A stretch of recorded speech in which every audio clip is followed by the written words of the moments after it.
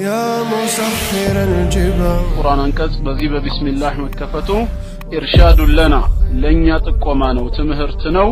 أن نستفتح بها كل أفعالنا وأقوالنا ንግግራችንም ሆነ ተግባራችንን ቢስሚላህ ብለን እንድንጀምር የቁርአን አመላካችነት ነው ማለት ነው ቁርአን ላይ እያንዳንዱ ሱራ ሲጀምር ማቴዎስ የጻፈው ወይም ማርቆስ የጻፈው አይደለም የሚለው ቢስሚላሂር ረህማኒር ረሂም በአላህ ስም እጅግ በጣም ሩህሩህ እጅግ በጣም አዛኝ በሆነው ይላል ይሄ እንግዲህ ለኛ የሚያመላክተን ማንኛውም ስራችንን በዚህ ቅዱስ በሆነው በጌታችን ስም መጀመር እንዳለብን ነው ورد إليه يوسف الحمدلله رب العالمين የዓለማት ጌታ ለሆነው አላህ ምስጋና ይገባው ሶላታችን መጀመሪያ አላህን በማወደስ ነው የሚጀምረው አላህን በማወደስ ይጀምራል ስናወድሰውም አልহামዱሊላህ ምስጋና ለአላህ ነው እንላለን الحمد هو الثناء على الله بصفات الكمال ملؤ بهونو بتمالو بحرياتوች አላህን ማወደስ ነው وبافعاله الدائره بين الفضل والعدل እንደዚሁም በቸርነቱና በፍትሁ በመድር ላይ በሚያደርጋቸው ነገሮች አላህ የሚመሰገን ጌታ ነው ማለት ነው ስለዚህም አልহামዱሊላህ ማንኛውም አይነት ምስጋና የሚቀርበው ለአንድ አምላካችን ለአላህ ብቻ ነው اللهم اغسل قلوبنا እኛው ዓለም ሳይሆን ያለው ዓለሚን ዓለማት በማለት ነው የገለጸው ዓለማት ይለዋል የእንግሊዝኛውም ምን ይለዋል ወርልድ ሳይሆን ወርልድስ ዓለማቶች በማለት ነው የሚገልጸው ስንት ዓለም አለ ከተባለ ብዙ ዓለም አለ አንደኛው ዓለም ሰዎች የሚኖሩበት ምድራዊው ዓለም አለ ሰዎች የሚኖሩበት ምድራዊው ዓለም አለ ሁለተኛው ዓለም ደግሞ መላእክቶች የሚኖሩበት ሰማያዊው ዓለም አለ ሰማያዊው ዓለም አለ አምላካችን አላህ ለነዚህ ሁሉ ምንድነው ጌታ ተንከባካቢ ነው ሰው የሚኖረው በምድር ነው መላእክት የሚኖሩት በሰማያት ነው ሰማይ ሌላ ምድር ሌላ ስለዚህ አምላካችን አላህ የዓለማቱ ሁሉ ተንከባካቢ ጌታ መሆኑን ይገልጽልናል ማለት ነው كنت في الدنيا عن الخير عاجزا فما أنت في يوم القيامة صانع أعوذ بالله من الشيطان الرجيم بسم الله الرحمن الرحيم ያው ቁርአንን የሚቀራ ሰው ቁርአንን በሚጀምርበት ሰዓት አዑዙ ቢላሂ ሚነሽ ሸይጣኒር ረጂም ብሎ ነው የሚጀምረው ለዚህም ዋናው መሰረቱ አምላካችን አላህ በቅዱስ ቃሉ ያዘዘን ትእዛዝ አለ فإذا قرأت القرآن ቁርአንን በመታነብ ጊዜ ይላል ቁርአንን በመትቀራ ጊዜ فاستعذ بالله በአላህ ተጠበቅ ሚነሽ ሸጂም እርጉም ከሆነው ሰይጣን ጉትጎታ እርጉም ከሆነው ሰይጣን በአንድ አላህ ተጠበቅ ይላል እና ይሄን በተመለከተ ጃዕፈር الصادق رضي الله عنه ሲናገሩ ምን ይላሉ انه لا بد قبل القراءه من التعوذ من ጊዜም ቢሆን ቁርአን ከመቅራቱ በፊት አንድ ሰው ቁርአንን መቅራት ከፈለገ اعوذ بالله من الشيطان الرجيم ማለቱ እየገድ ነው واما سائر الطاعات ሌሎች አላህን የምንታዘዝባቸው የአላህን ትእዛዝ የምንፈጽምባቸው የዒባዳ ዘርፎች ላይ فانه لا يتعوذ فيها اعوذ بالله من الشيطان الرجيم በማለት አንጀምርም والحكمه فيه ለዚህም የተደነገገበት ጥበቡ ምንድነው ዋናው ነገር ان العبد عند الله ባሪያ የሆነ ሰው قد ينجس لسانه بالكذب ምላሱ በውሸት የተነጀሰ ሊሆን ይችላል ወልገይባ እንደዚሁም በሐሜት ወነሚማ ነገር በማመላለስ ነገር በማዋሰድ ምላሱ በወንጀል የተነጀሰ ሊሆን ይችላል በውሸት በሐሜትና ነገር በማመላለስ فأمر الله تعالى العبد بالتعوذ ስለዚህም አላህ በዚህ ምላሱ በዚህ አንደበቱ ቁርአንን በሚቀራበት ሰዓት አዑዙ ቢላሂ ሚነሽ ሸይጣኒር ረጂም በማለት እንዲጀምር አዞታል ليصير لسانه طاهرا ملاس نصح እንዲሆን ተፈልጎ فيقرأ بلسان طاهر ከሰይጣን ጉትጎታ በነጻ ምላስና አንደበት ቁርአንን ማንበብ ስላለበት በዚህ ምክንያት ታዘዋል ምክንያቱም የሚያነበው ከላመን ኡንዚለ ሚን ረቢን ጠይቢን ጣሂር ከመልካምና ንጹህ ከሆነው ከጥሩ ጌታ ከአላህ የተወረደውን ቅዱስ ቃል እንደዚሁ በነጻ ልቦናው እንዲያነበው አዑዙ ቢላሂ ሚነሽ ሸይጣን ረጂም በማለት መጀመር አለበት ማለት ነው ከዛም በኋላ ምን ይላል ቢስሚላሂር ረህማኒር ረሂም አዑዙ ማለት ያው ኦሬዲ እጠበቃለሁ ማለት ነው አዑዙ እጠበቃለሁ ቢላሂ በአላህ ሚነሽ ሸይጣን ረጂም እርጉም ከሆነው ከአላህ ረህመት ከአላህ እዝነት ከተባረረው ሸይጣን በአንድ አላህ እጠበቃለሁ ማለት ነው ከዛም ቢስሚላሂር ረህማኒር ረሂም እጅግ በጣም ሩህሩህና አዛኝ በሆነው በአላህ ስም እጀምራለሁ ቢስሚላሂ ቢስሚላህ በአላህ ስም እጀምራለሁ ማለት ነው አርረህማን الرحيم እጅግ በጣም ሩህሩህና አዛኝ በሆነው ማለት ነው ይሄን በተመለከተ ደግሞ وفي افتتاح القرآن الكريم بهذه الآية ይህ ቅዱስ ቁርአን አንቀጽ በዚህ በቢስሚላህ መከፈቱ ኢርሻዱ ለና ለኛ ጥቆማ ነው ትምህርት ነው أن نستفتح بها كل أفعالنا وأقوالنا ንግግራችንም ሆነ ተግባራችንን ቢስሚላህ ብለን እንድንጀምር የቁርአን አመላካችነት ነው ማለት ነው ቁርአን ላይ እያንዳንዱ ሱራ ሲጀምር ማቴዎስ የጻፈው ወይም ማርቆስ የጻፈው አይደለም የሚለው ቢስሚላሂር ረህማኒር ረሂም በአላህ ስም እጅግ በጣም ሩህሩህ እጅግ በጣም አዛኝ በሆነው ይላል ይሄ እንግዲህ ለኛ የሚያመላክተን ማንኛውም ስራችንን በዚህ ቅዱስ በሆነው በጌታችን ስም መጀመር እንዳለብን ነው وقد جاء في الحديث الشريف በተቀደሰው ሐዲስ በነብያችን አለይሂ ሰላቱ ወሰለም አንደበትም ላይ ምን ተብሏል كل امر ذي بال لا يبدا فيه ببسم الله الرحمن الرحيم ማንኛውም ግምትና ቦታ የሚሰጠው ስራ አላህን ስሙን በመጥራት በሱ ስም ያልተጀመረ ከሆነ فهو ابتر በረካው የተቋረጠ በረካው የጎደለ ናቂስ ነው ብለዋል ማንኛውም የተቀደሰ መልካም ስራን ሙስሊሞች ቢስሚላህ ብለው ሊጀምሩ ይገባል ማለት ነው ስለዚህም ቁርአኑ ቢስሚላሂር ረህማኒር ረሂም በአላህ ስም እጅግ በጣም ሩህሩህና አዛኝ በሆነው በማለት ጀምሮልናል ማለት ነው الرحمن الرحيم የሚሉት በተለይ ሁለቱ اسمان دالان على انه تعالى ذو الرحمه الواسعه العظيمه እጅግ በጣም የታላቅ ችሮታ ባለቤት መሆኑን በረህመቱ በእዝነቱ ሁሉንም የሰፋ ጌታ መሆኑን ይገልጹልናል ይጠቁሙናል ማለት ነው የጌታችን እዝነት የጌታችን ረህመት ችሮታው እጅግ በጣም የሰፋ ነው التي وسعت كل شيء ሁሉንም ነገር የሰፋ ሁሉን ያጠቃለለ እዝነት ነው وعمت كل مخلوق አጠቃላይ አላህ የፈጠረውን ፍጥረት ሁሉ በጠቅላላ የሚጠቀልል ነው ህይወት ያለውንም የሌለውንም ካፊሩንም ሙስሊሙንም በጠቅላላ የሚጠቀልል ስያሜ ነው الرحمن የሚለው በተለይ በዱንያ ካፊሩንም ሙስሊሙንም ኸላኢቁም በጠቅላላ የሚያዝንበት ባህሪውን ይገልጽልናል አምላካችን አላህ እጅግ በጣም ቸር ከመሆኑ የተነሳ በዚህ በዱንያ ላይ ሪስክን የሚያከፋፍለው ላመኑ ሰዎች ብቻ አይደለም የካዱ ሰዎችንም ጭምር ይረዝቃቸዋል አላህ የለም ይያሉ በአላህ እየካዱ ወንጀል እየሰሩ እንደዚሁ ደግሞ በአላህ ያመኑ ባሪያዎችን እያሰቃዩ ከሀገር እያባረሩ እየገደሉ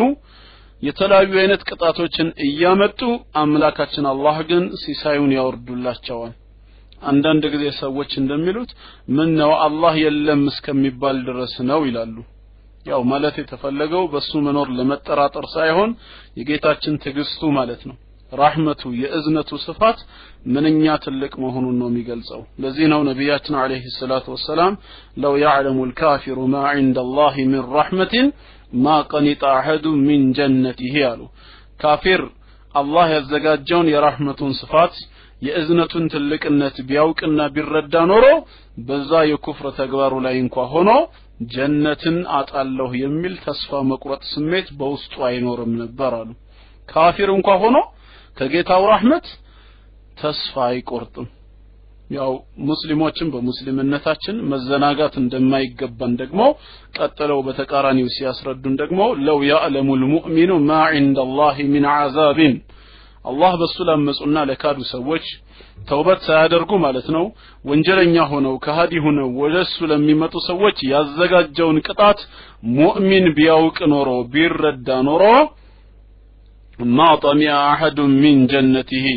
ማንም ጀነቱን ተስፋ ያደርግም ነበር አይከጅልም ነበር አሉ እንግዲህ ሁለት ተቃራኒ ሆኖ እዚህ ጋር ሐዲሶች ለምንድን ነው የቀረቡት በይነል ኸውፍ ወረጃ እንድንመላለስ ነው በፍርሃትና በተስፋ መካከል የቅጣቱን ታላቅነት አላህ ባሮቹን ከያዘ ከሱ ማምለጥ እንደማይቻል ተረድተው በየትም ስፍራ ላይ አላህን እንዲፈሩት ለማድረግና የራህመቱን ስፋት ደግሞ አይተው ምንም ወንጀል ቢሰሩ ከወንጀላቸው ተውበት እንደሚያደርጉ አላህ ምህረታቸውን ተውበታቸውን ተቀብሎ ምህረቱን እንደሚለግሳቸው ተስፋ ለመስጠት የተነገሩ ሐዲሶች ናቸው ማለት ነው ሐታ ዑለማዎች አንዳንድ ጊዜ በዚህ ዙሪያ የሚናገሩት ነገር አለ በዱንያ ላይ ሙስሊም ሲኖር ረህመቱን ነው በብዛት ተስፋ ማድረግ ያለበት ወይስ ጃኒበል ኸውፍ የፍርሃት ሳይዱ ነው መብለጥ ያለበት የሚሉ ዑለማዎችም አሉ ሰው በዱንያ ላይ አላህን ሲያመልከው ፍርሃቱ በጣም እያመዘነ ነው ወይስ እንደው ተስፋው ጀነትን አገኛለሁ የሚለው ነው ማመዘን ያለበት በዚህ ጉዳይ ዑለማዎች ያው ምክርን ይመክራሉ አንዳንዶቹ ፍርሃቱ ነው ሊበዛ የሚገባው ጠንከር ማለት ያለበት ካልሆነ ምናልባት ሰይጣን በሌላ ቀዳዳ ይገባና ወደ መስመር ሊያስተው ይችላል ይላሉ ሌሎቹ ደግሞ አይደለም ተስፋ አድርጎ ጀነቱን የሚሉ አሉ ሌሎቹ ሁለቱንም በእኩልነት ያስኪድላሉ ዋናው ነገር ግን ዱንያን እየተሰናበተ በሚሄድበት ሰዓት ግን ከአላህ ላይ ተስፋ ሳይቆርጥ ረጃ ተስፋ የማድረጉ ጉዳይ ያመዘነ መሆን አለበት ነው ካሁን በኋላ ከጌታዬ የሚጠብቀኝ መልካም ነው የሚለውን መያዝ አለበት ምክንያቱም ሰው አላህን በፈለገው ቦታ ነው የሚያገኘው ማንም ሰው የጠረጠረውን እንደሚያገኘው ሁላ አላህንም በጠረጠርነው ስፍራ ላይ ነው የምናገኘው ስለዚህም ረህመቱን ተስፋ አድርጉ ቁል ያ ዒባዲየ الذين اسرفوا على انفسهم لا تقنطوا من رحمة الله إن الله يغفر الذنوب جميعا እናንተ በነፍሶቻችሁ ላይ ወሰንና ድንበር ያለፋችሁ ባሮቼ ሆይ እዝነት ተስፋ አትቁረጡ አላህ ኃጢያቶችን በጠቅላ ይምራል ያለው የማይምረው ወንጀል የለም በዚህ ምድር ላይ መቼም በአላህ ላይ በማሻረክ ሌላን አካል ጌታ ነው ሌላን አካል አምላክ ነው ከማለት የበለጠ ወንጀል የለም በዚህ ምድር እውነተኛ ጌታ አላህ ነው በእናታችን ማህፀን እሱ ብቻ ፈጥሮን ይያለ በዚህ አንድ አላህ ጌትነት ላይ ሌላን አካል ነብይም ይሁን መላእክታ ወይም ተራሰው ጂኒን እሱ ነው ጌታ እሱ ነው ፈጣሪ ወይም እሱ አምላክ ነው ማለት ከዚህ የበለጠ ወንጀል በዚህ ዩኒቨርስ ላይ ሊኖር አይችልም ግን በእንደዚህ አይነት ውስጥም ያለ ሰው ወደ አላህ ከተመለሰ አላህ ሙሉ በሙሉ ሊመራው ዝግጁ ጌታ መሆኑን ገልጾልናል በቁርአኑ ስንቶችም ተምረዋል ተውበት በማድረግ እውነተኛ ንስሐ በመግባት ወደዚህ አንድ አምላክ አላህ መተዋል አንዳንዴም የቁርአኑ ጉዳይ ሲታይ እጅግ የሚገርመው ምንድነው ኡላኢከ ዩበድሉላሁ ሰይአቲሂም ሐሰናት ይላል እንደውም እንደዚህ አይነቶቹን አላህ ይላል ወንጀሎቻቸውን ራሱ ወደ መልካም ስራ ይቀይርላቸዋል ይላል ኦሬዲ መዝገባቸው ምን ይሆናል መልካም ስራ ሆኖ ራሱ ይቀየርላቸዋል ይላል ይሄ ሁሉ ምንድነው የሱን ረህማንነት ይገልጻል እዝነቱ እጅግ በጣም የሰፋ መሆኑን ያሳያል ስለዚህ አላህ الرحمن الرحيم الرحمن እጅግ በጣም ሩህሩህ ነው الرحيم እንዲሁም አዛኝ ነው ይላል ይሄ እንግዲህ ነገ የውመል ቂያማ በፍርድ ሚዛን ላይ የዛኔ እውነተኛ ፍትህ በሚቆምበት ሰዓት ከአንድ አላህ በስተቀር ሌላ ንጉስ በማይኖርበት ሰዓት ትክክለኛ እዝነትን የሚያገኙት ግን ያመኑ ሙስሊሞች ብቻ ናቸው ወካነ ቢልሙእሚኒና ረሂማ የዛኔ አላህ በመእመናን ላይ አዛኝ ነው በማለት ይገልጻል ማለት ነው አላህ ራሱን ስለዚህም بسم الله الرحمن الرحيم بلن انجمرالن كزام بحالا الحمد لله بالله سم كجمرنا بحالا مندنو يمنلو الحمد لله رب العالمين يا علامات جيتا لهونو الله مسغانا يغباو صلاتاችን መጀመሪያ አላህን በማወደስ ነው የሚጀምረው አላህን በማወደስ ይጀምራል ስናወድሰውም አልহামዱሊላህ ምስጋና ለአላህ ነው እንላለን الحمد هو الثناء على الله بصفات الكمال ملؤ بهونو بتمالو بحرياتوች አላህን ማወደስ ነው وبافعاله الدائره بين الفضل والعدل እንደዚሁም በቸርነቱና በፍትሁ በመድር ላይ በሚያደርጋቸው ነገሮች አላህ የሚመሰገን ጌታ ነው ማለት ነው ስለዚህም አልহামዱሊላህ ማንኛውም አይነት ምስጋና የሚቀርበው ለአንድ አምላካችን ለአላህ ብቻ ነው ይሄ አላህ ማለት ምን አይነት ጌታ ነው ተብሎ ከተጠየቀ ደግሞ ረቢል ዓለሚን የዓለማት ጌታ ነው ይላል የዓለማት ጌታ የአረቦች ጌታ ወይንም ደግሞ የእስራኤል ጌታ የሰራዊት ጌታ ሳይሆን የዓለማት ጌታ ተብሎ የተገለጸው ረብ ማለት الرب هو المربي ረብ ብሎ ማለት ተንከባካቢ የሚል ትርጓሜ ያለው جميع العالمين አጠቃላይ ዓለማትን በጠቅላላ ማለት ነው بكل انواع التربيه በማንኛውም አይነት የእንክብካቤ መንገዶች ይህንን ጌታ የሚንከባከብበት ስርዓት ረብ ያሰኘዋል ማለት ነው فهو الذي خلقهم ምክንያቱም የፈጠራቸው እሱ ነው ወረዘቀሁም ሲሳይንም የሚሰጣቸው እሱ ነው وانعم عليهم بالنعم الظاهره والباطنه በይፋ የሚታዩም ይሁን በውስጥ የሚገለጹ ጸጋዎችን ያሟላው እሱ ነው وهذه التربيه العامه لجميع الخلق እንደዚህ አይነቱን ክብካቤ ለመخلوق ሁሉ በጠቅላላ ይሆናል ማለት ነው وعليكم السلام ورحمه الله وبركاته ፍላጎታችን ጀነት ነው حبيبنا ስለዚህም አላህ ምንድነው ማለት ነው የዓለማቱ ሁሉ ጌታ ተንከባካቢ ነው ፍጥረቱን በጠቅላላ ማለት ነው برهم وفاجرهم ملكام سريونم አመፀኛውም بل المكلفون منهم وغيرهم حتى ሌላው ይቅርና አእምሮ የተሰጠው ሃይማኖታዊ ግዳጅ የሚመለከተውን ከዛው ያሉትን እንስሳትን ነፍሳትን በራሪ አዋፋትን በውሃ ውስጥ የሚኖሩትን ሁሉ በጠቅላላ አላህ ነው የሚንከባከበው ሲሳያቸውን የሚሰጠው እሱ ራሱ ነው ስለዚህም ረብል ዓለሚን የዓለማት ጌታ አላህ ብቻ ነው ነው የሚለው እንግዲህ ዓለሚን ነው እዚህ ጋር ያለው ዓለም አላለም አቡ ያስሚን ፔስት ያደረገውም ላይ ብታዩት ምንድነው የሚለው ፕራይዝ ቢ ቱ አላህ ሎርድ ኦፍ ዘ ወርልድ አላለም ዘ ወርልድስ ነው ያለው ፕሉራል ኔም ነው ዓለማት የሚለውን ቃል ነው የተጠቀመው አምላካችን አላህ የዓለም ጌታ ሳይሆን የዓለማት ሁሉ ጌታ መሆኑን ያሳያል ማለት ነው ሐቢቢ ሁላችንንም አላህ ይውደደን በዊስፐር ላይ አንድ ጽሁፍ ጽፎ ነበር ኦሬዲ በማይክም ሆነ በምን መተርጎም አይቻልም ምን ተብሎ ይተረጎማል አላህ ሁላችንንም ይውደደን ከማለት በስተቀር አላህ ከእኔ በላይ ይውደድህ አሚን ወላሂ ወደሃለሁ አለ አላህ ይውደድህ ሐቢቢ ግን በጌታችን ውዴታ ውስጥ አላህ ወደደን ማለት ምን ማለት ነው ራሱ ትርጉሙ አላህ ከወደደን ማን ነው የሚጠላን እና የአላህን ውዴታ ማግኘት በራሱ ትልቅ ኒዕማ ነው ሰበቡን እናሟላ እንጂ እሺ ወደ ነጥብ እንመለስ ሪዝኒንግ ፕሊስ ለስህተት አትቸኩል ቁርአን ተሳስቷል ብለህ ሳታውቅ አንተ ተሳሳትክ እስኪ ትንሽ አዳምጥና ምናልባት ጥያቄም ካለህ መጠየቅ ትችላለህ አቡ ሃይደር ቁርአን is wrong there is only one world ይላል እስቲ ሳሚ ሐቢቢ አንዴ ፍታው ምናልባት ስላላወቀ ይሆናል ፍታው መጀመሪያ የቁርአኑን ቋንቋ የቁርአኑን አገላለጽ እገልጽለትና ኢንሻአላህ መረዳት የሚችል ከሆነ በዛ መስማት ይችላል አሁን እሱ ሳያውቀው ባይብልም ውሸት ነው ሊል ነው እንግዲህ በባይብል ውስጥ ዓለማት የሚል ከተገኘ ባይብልንም ሳያውቀው ሊያስዋሸው ነው እና ትንሽ ተረጋጋ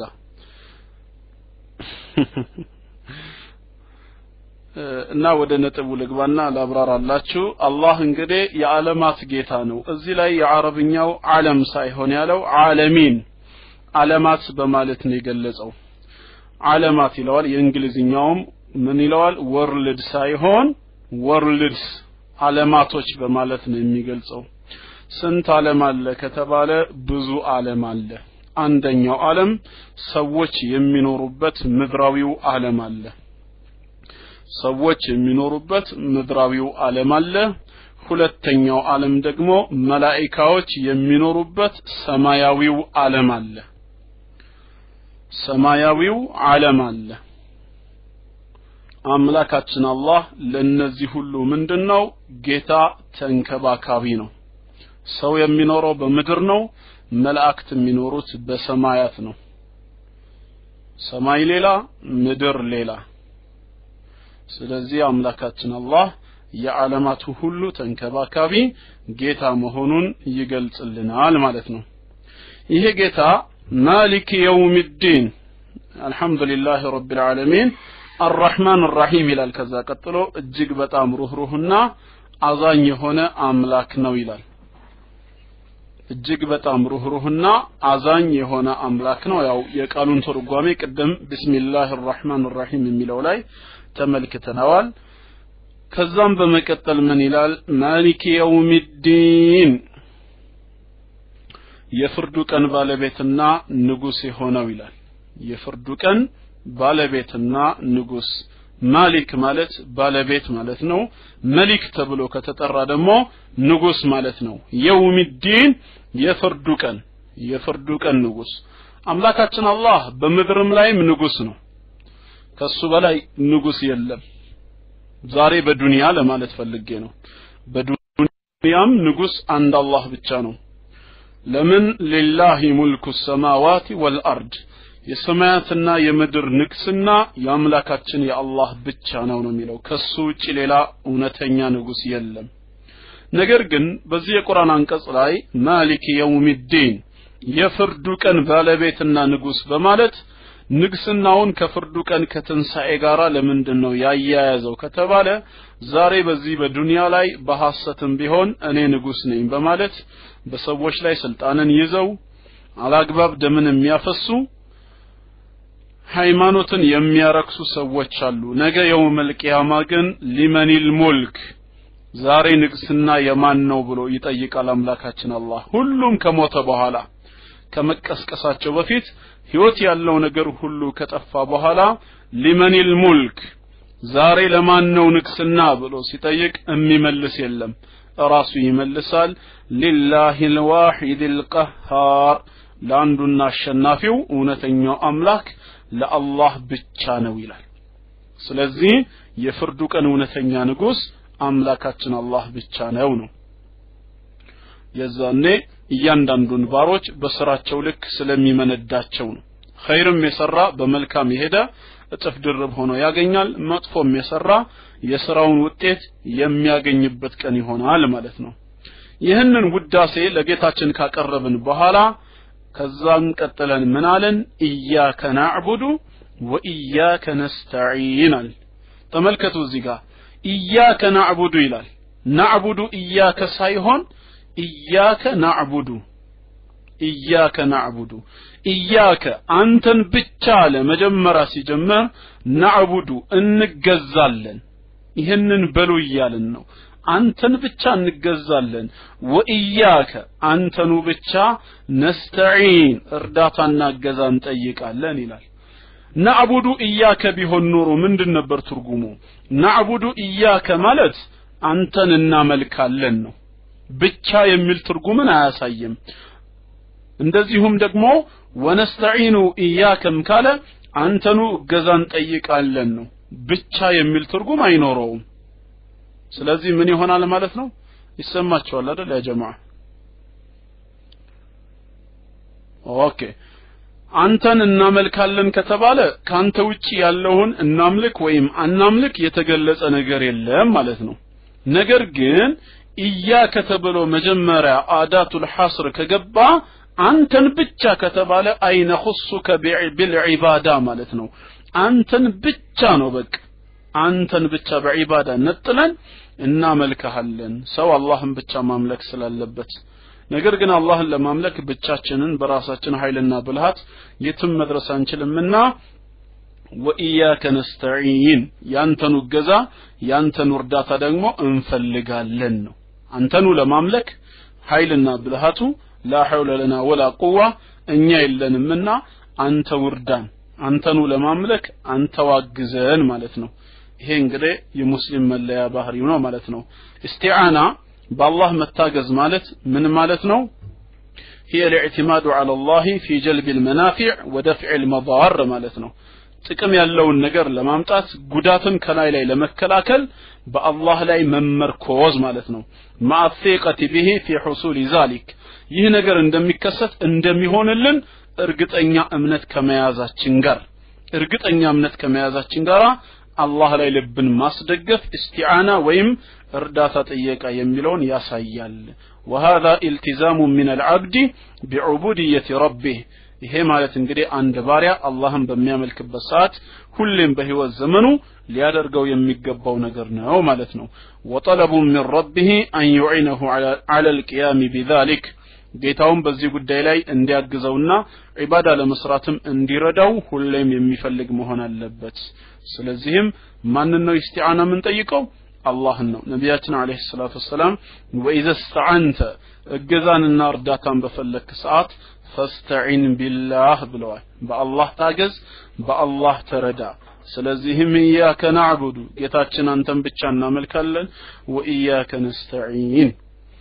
አንተኑ ብቻ እርዳታን ጠይቃለን ከዛም ቀጠለና ደግሞ በግል ጉዳያችን ገባን እሱን እንዳወደስ ነው አሁን ደግሞ እኛ መንፈልገው ነገር ከጌታችን ነውና ምናሟላው ሰው ሲፈልግ ምንድነው ጌታውን መጠየቅ ያለበት ተመልከቱ የጥያቄ ራሱ መጀመሪያ ምን መሆን እንዳለበት ገንዘብ ወይ ሌላ ነገር ሳይሆን ኢህዲናስ ሲራጠል ሙስተቂም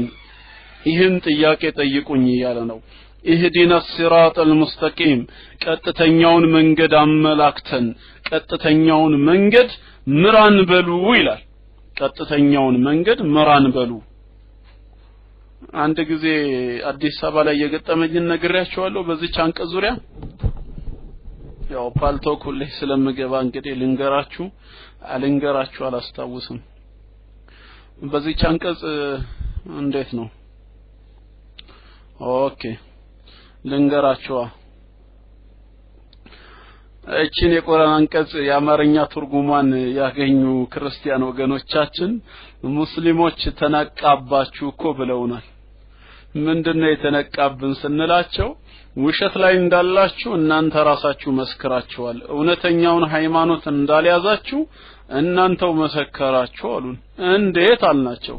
ምን ነው ሰላት ስትሰግዱ ቀጥተኛውን መንገድ ምራን ትሉ አይደለም ወይ አሉ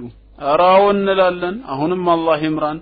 ታዳ ቀጥተኛውን መንገድ ምራን የሚል ሰው እኮ መንገዱን ያጣው ሰው ነው መንገዱን ያላገኘው ያልተመራ ሰው ነው ምራኝ የሚለው ስለዚህ እናንተ ራሳችሁ በያዛችሁ ተስልምና እውነተኛ ይሁን አይሁን ጥርጣሬ ላይ ስላደራችሁ ጌታችን ሆይ እውነተኛውን መንገድ ምራን አላችሁ ይሄንን ነገር ሰምታችኋል እኔ የነገርኳችሁ እኮ መስለኛል አንድ ሰሞን ተነቃባችሁ ሲሉን ነበር ኦኬ አልተናገርኩትም እዚህ በቃ በመስጂድ ላይ ሳስተምረው እንግዲህ እዛ የገለጽኩት ገለጻ ሊሆን ይችላል እና ለምንድነው ታራ እውነትን ከያዛችሁ ቀጥተኛውን መንገድ ምራን የምትሉት እውነቱን ከያዛችሁ ኦሬዲ ምናልባት የአማርኛው ቋንቋ ምራን የሚለው አገላለጽ ከቋንቋው ጥበት አንፃር አንድ ትርጉምን እንጂ ሌላን የማያመላክት ሊሆን ይችላል በአረብኛው ግን ኢህዲና የሚለው ሂዳያ እጅግ ብዙ ትርጓሜዎች እንዳሉት ያሳያል በሙስሊሞች እምነት ሂዳያ ቅኑን መንገድ መመራት ቅኑን መንገድ ማግኘት በሁለት ተከፍሎ ይታያል አንደኛው ምንድነው ሂዳየተል በያን ወልኢርሻድ ይባላል ሂዳየተል በያን ወልኢርሻድ መንገድን መጠቆም መንገድ ማመላከት በራሱ ምሪት ተብሎ ይጠራል ምሪት ይባላል ስለዚህ ነብያችን አለይሂ ሰላቱ ወሰላም ምንድነው ያላቸው በሱረቱ ሹራ ወኢነከ ለተህዲ ኢላ ሲራጢን ሙስተቂም አንተም ወደ ቀጥተኛው መንገድ ትመራለህ ታመላክታለህ አላቸው ወደ ቀጥተኛው መንገድ ኢብራሂም አለይሂ ሰላም አባቱን ምን አለው ፈተቢዕኒ አህዲከ ሲራጠን ሰዊያ አባቴ ሆይ እኔን ተከተለኝ ቀጥተኛውን መንገድ እመራህና እጠቁምህ ዘንድ አለው ኦሬዲ ሂዳየተል በያን ወል ኢርሻድ መንገድ መጠቆምና ማመላከት የአላህ ባሮችም የሚሰሩት ስራ ነው ማለት ነው የአላህ ባሮችም የሚሰሩት ስራ ነው አንድ ሰው ለምሳሌ እንግዲህ እናንተ ውጭ ሀገር ነው ያላችሁት የሆነ ስትሬት ላይ ቆሞ ማለት ነው እዚህ አዲስ አበባ ምሳሌ ልስጣችሁ ከፒያሳ ወይም ከጦር ኃይሎች ሆኖ መስጂድ አንወር ወይም ደግሞ ኑር መስጂድ የት አካባቢ ነው ብሎ ቢጠይቃችሁ ይኸውልህ በዚህ ጋር ቀጥታ ትሄድና የተወሰነ ከተጓዝክ በኋላ በስተግራ ትታጠፋለህ ከዛ በኋላ ትንሽ ወደ ላይ ወጥተህ በሁለተኛው ቅያስ በስተቀኝ እንደታጠፍክ መስጂዱ ፊትለፊት ይታያል አላችሁት በዚህ አነጋገራችሁ ሰውየውን መራችሁት አልመራችሁትም መንገድ መርታችሁታል ጠቁማችሁታል ነገር ግን ጥቆማችሁና ምሪታችሁ ግን የተሟላ አይደለም ኦሬዲ መንገዱን አመላከታችሁት ፈልጎ ማግኘቱን ግን ለሱታል ታመስለታል ማለት ነው መነሻ መሰረት የሚሆነውን አሁን ወደ ሁለተኛው ልንገባ ነው ሂዳየተ ተውፊቅ ወልኢልሃም ሁለተኛው እስከ መጨረሻው ደግሞ የአላህን ተውፊቅ ማግኘትና ለሐቅ ስራ መቅጠም የሚባለው ምንድነው ሰዎችን አላህ ቅኑን መንገድ ከመራቸው በኋላ ሐቅን ከባጢል ለይቶ የሚያስችል አቅል ከሰጣቸው በኋላ ኢማ ሻኪራን ወኢማ ከፉራ ብሏቸዋል ኢና هديناه السبيل አመላከት ነው ኢማ ሻኪራን ወያመስጋኝ ሲሆን ወኢባ ከፉራ ወይ ከሃዲ ሲሆን በምርጫው የፈለገውን እንዲከተል አለ አላህ ካመላከተ በኋላ ሰዎች መንገዱን ያዩን ማለት ነው የሐቅ መንገድን አውቀው ለአኺራችን ይጠቅመናል ብለው ወደዛ መንገድ ለመግባት ሲፈልጉ እስከ መጨረሻው መስመር ሳይስቱ መሄድ ይፈልጋሉና አላህ ተውፊቁን እንዲሰጣቸው ኢህዲና ሲራጠል ሙስተቂም ይላሉ እኛ አሁን ኢህዲና ሲራጠል ሙስተቂም የምንለው እውነተኛውን ሃይማኖት ትክክለኛውን መንገዳተን ሳይሆን ምሪቱ ምንድጣሜና ጽናትን የተላበሰ ምሪት እንዲመራን ነው ሐቁን እንዳሳየን ኢስላም መሆኑን እንደጠቆመን ይሄው ጌታችን ማለት ነው እስከ መጨረሻው ድረስ ደግሞ አዝልቀን ውሰደን ነው ስንቶች አሉ በመስመር ይጓዙና ኋላ ላይ ሾልከው የሚወጡ አላህ ይጠብቀን ከኩፍራ አደጋ እምንፈልገው ኢህዲና አይثبتنا ማለት ነው ጽናትን ስጠን ማለት ነው አስሲራጠል ሙስተቂም በቀጥተኛው ጎዳና መንገድ ላይ እስከ ፍጻሜው ጽናትን ስጠን ለማለት ነው ለዚህ ነው አላህ እዚህ ቦታ ላይ ነቢያቶች ስልጣን ስለሌላቸው ነቢያችን አለይሂ ሰላቱ ወሰለም ለአቡ ጣሊብ ምን ተባሉ ኢነከ ላ ተህዲ መን አህበብተ አላቸው ተመልከቱ ቀደም ወኢነከ ለተህዲ ኢላ ሲራጥ ሙስተቂም ወደ ቀጥተኛው መንገድ ትመራለህ ታመላክታለህ ብሎ ኢነከ ላ ተህዲ እዚህ ጋር ግን ምን አለ አንተ ፈጽሞ ልታቀና አትችልም መን አህበብተ የወደድከውን ሰው ስለወደድከው ብቻ አታቀናውም ወላኪን አላህ يهدي من يشاء ነገር ግን አላህ በረህመቱ በእዝነቱ የሚሻውን ሰው ነው የሚያቀናው ለምን وهو اعلم بالمهتدين هدايه የሚገባቸው ምን አይነት ሰዎች እንደሆኑ እሱ ያውቃል አጎትህ ለኢስላም ቢለፋም ላንተ ደህንነት የቱንም ያህል ቢታገልም ሞት ጣር ላይ እንኳን ሆኖ አጎቴ ሆይ ቁል ላ ኢላሃ ኢላላህ ከሊመተን ኡሐጅ ለከ ቢሃ ኢንደላህ ላ ኢላሃ ኢላላህ ብለህ መስክር ነገ አላህ ዘንድ ጀሃነም አትገባም ብዬ የምከራከርልህ ብለህ ላጎትህ ይህን ያህል ብትለፋም እሱ ግን የአባቴን መንገድ አብዱል ሙጠሊብን ነው መከተለው ብሎ በኩፍር ስለሞተ አንተ ስለወደድከው ሂዳያ ተሰጠውም ተባለ ስለዚህ እዚህ ጋር ምንኛ ምን ጠይቀው ሂዳያ ጽናትን የተላበሰ ሂዳያ እንጂ ጥቆማን ብቻ ያዘለ ሂዳያ አይደለም ማለት ነው እና አሁን ከዚህ ምሳሌ ጋር ምን ይሄዳል የቅድሙ መስጊድ የጠቆማችሁት ሰው ታዲያ እናንተ በዚህ በኩል ቀጥታ ሄደህ በግራ ታጥፈህ በሁለተኛው ቅያስ በስተቀኝ ስትሄድ መስጊዱን ታገኘዋለህ ካልከው በኋላ ማለት ነው ይሄ ሰው ሳያመሰግንህ በንቀት ወይ በሌላ መልኩ ማለት ነው ሳያመሰግንህ በንቀት ወይ በሌላ መልኩ ቢሄድ አንተም ትተዋለህ ቸል ትለዋለህ ነገር ግን ሰውየው በምስጋና ተቀብሎ ለጠቆምከኝ ነገር በጣም አመሰግናለሁ ነገር ግን እኔ እንግዳ እንደመሆኔ መጠን ለሀገሩ ትንሽ እንደሄድኩኝ መስመር ልረሳ እችላለሁና እባክህ መስጂዱ ድረስ ውሰደኝ ቢልህስ አንተ ይህንን ትህትናውን ተመልክተ መኪና ካለ ፒክ አድርገህ ወስደው ካልሆነም ደግሞ ማለት ነው እጁን ይዘው ወስደህ መስጊዱ ድረስ አደረስከው አሁንስ መራሃው አልመራሃው አሁንም መርተሃዋል ይሄን ሰው ወደ መስጂዱ ነገር ግን የመጀመሪያው ምሪትና ሁለተኛው አንድ ነው አይደለም የመጀመሪያው ጥቆማን ብቻ ነው ያዘለው ከዛ በኋላ መሄዱ የግለሰቡ ነው መስመር ሊስት ይችላል ላይ ይችላል ግን አንተ የጠቆምከውን እንኳን በምስጋና ተቀብሎ በትህትና እባክህ አድርሰኝ እስከ ጫፉ አለ የዛኔ ትህትናውን አይተ ጫፍ አደረስከው አላህም ለሰው ልጆች በሰጣቸው ነፃ ምርጫ በሰጣቸው አእምሮ ሐቅን ከባጢል እውነትን ከውሸት እንዲለዩ አድርጎ ፈጠራቸው ማመስገንና መካድ ግን እናንተ ነው አለ ሰው በፈቃዱ የአላህን መንገድ ይቀበልና ጌታዬ ሆይ ሙስሊም ስላደረከኝ አልহামዱሊላህ ነገር ግን ነገ በወንጀሌ ምክንያት ከዲን الاسلام ልወጣ ቀልቤ ሊበላሽ ይችላልና ኢህዲነ ሲራጠል ሙስተቂም ብለ ደግሞ ትለምናለህ ይሄን ልመናችን አሁን ምንድነው እስከ ፍጻሜው እባክህ አድርሰን ጽናትን ስጠን ነው ربنا لا تزغ قلوبنا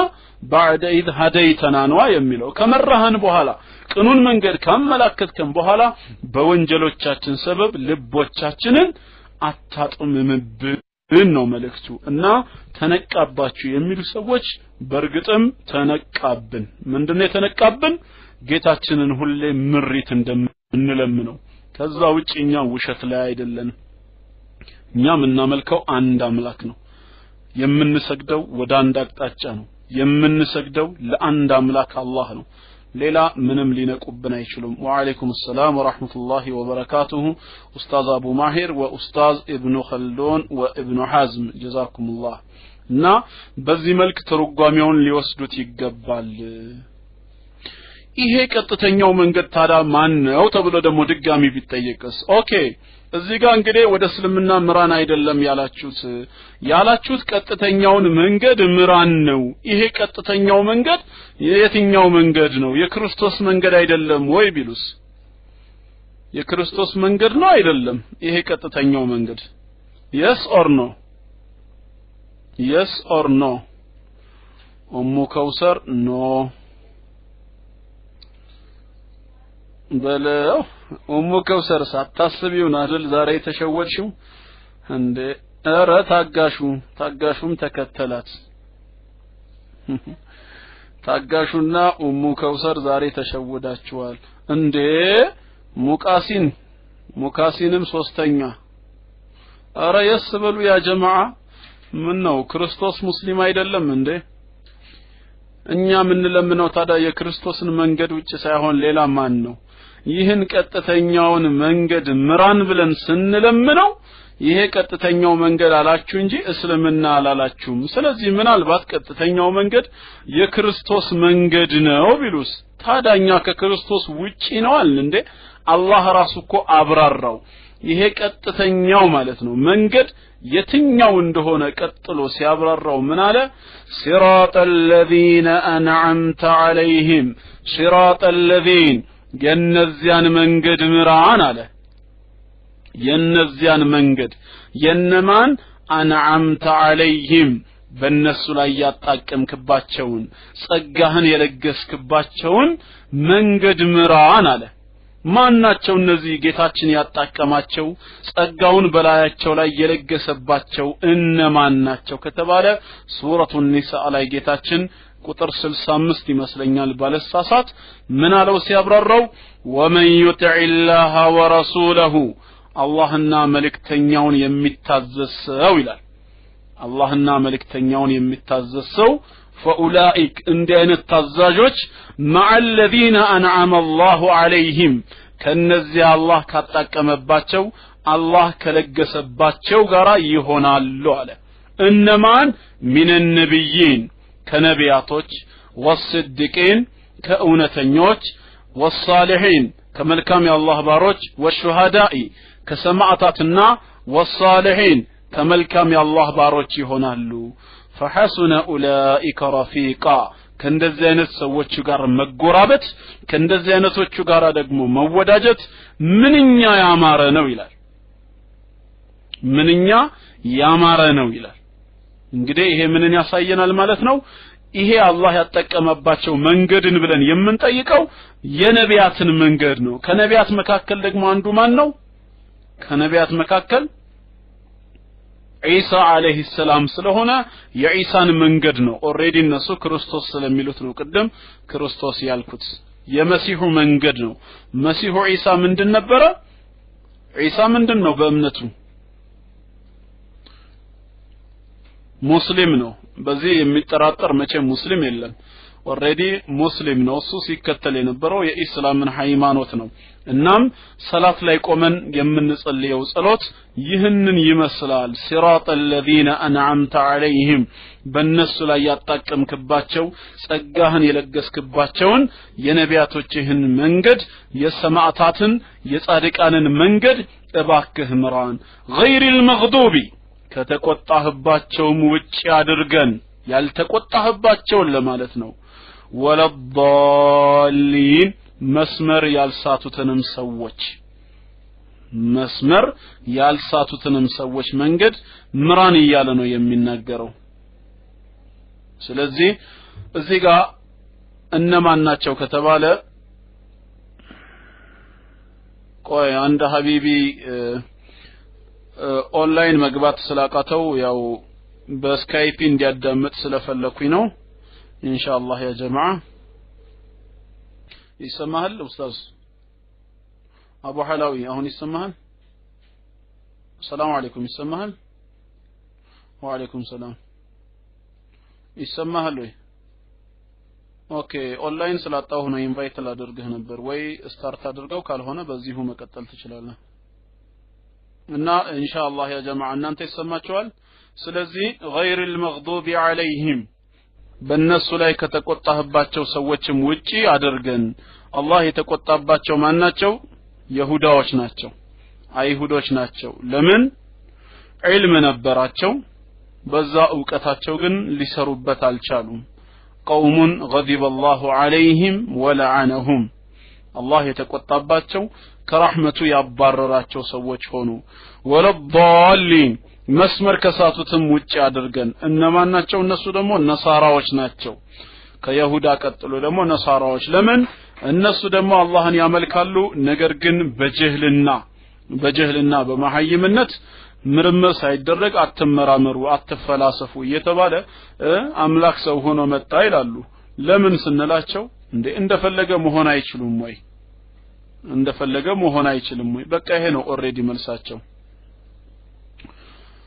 Okay, Abu Mahir, what are the chapter and verse numbers in which Paul says he is a Jew and is a Roman? Abu Mahir al-Gabbanyim. Ustaz Abu Mahir al-Gabbanyim እጃውጥተህ ተናገር ስለዚህ እኛም አላህ ከነዚህ እንዲጠብቀን ዱዓ ያደረግን ነው ይሄ ማለት ግን አሁንም ሰበቡ ቁርአኑ ሲናገር ይሁዳዎችና ነሳራዎችን መሰረት ቢያደርግም በዚህ ኡመት ግን የለም ማለት አይደለም በዚህ በነብያችን አለይሂ ሰላቱ ወሰለም ኡመትም ቢሆን አንድ ሰው አውቆ ማለት ነው ያወቀውን ለሌሎች ካላስተማረ ራሱም ካልሰራበት የኡቀቱ ተቃራኒ ከሆነ አላህ የተቆጣው ሰው ነው ማለት ነው ሌላውን አይቆጣም አይደለም በዛው ተቃራኒ በጅህልና ዒልም መማር እየቻለ ሳይማር ማለት ነው አላህን በባጢል የሚያመልክ ሰውም ካለ ይሄ ሰው መስመር የሳተ ሰው ተብሎም ይጠቀሳል ማለት ነው በእነሱ ብቻ ይቆማል አይደለም ስለዚህ ምን እንላለን ወለዳሊን መስመር ከሳቱትም ውጭ አድርገን በዚህ ሰዓት ኢማሙም ማእሙሙም ሁሉ ምን ይላል አሚን ጌታችን ሆይ ረበና ተቀበል ማለት ነው ጸሎታችንን ተቀበለን ዱዓችንን ተቀበለን ስለዚህ ፋቲሃ የመክፈቻዋ ዱዓ ባጭሩ ይህንን ትመስላል